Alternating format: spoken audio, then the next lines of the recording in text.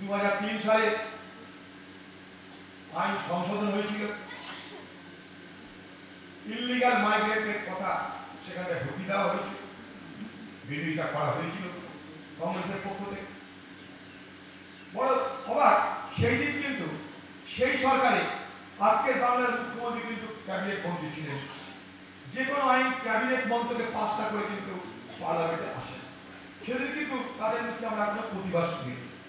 আমি কিন্তু নিরপেক্ষ কথা বলছি, এটা হওয়ার কোনো কারণ নেই যে আমি তৃণমূলের বিরোধিতা করতে এখানে এসেছি বা বিজেপির বিরোধিতা করতে এসেছি। আমি ঘটনার কথা বলতেছি।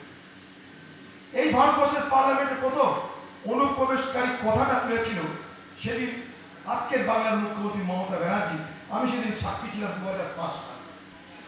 বাংলাদেশ থেকে লোক সেখানকার সব ভোট দিয়ে যায়, তাদেরকে ধরতে হবে, কাজ চালু করতে হবে, তাড়াতে হবে। বড় অবাক লাগে সেই বাংলায় উল্টো শুনে কাউকে দায়িত্ব দেখি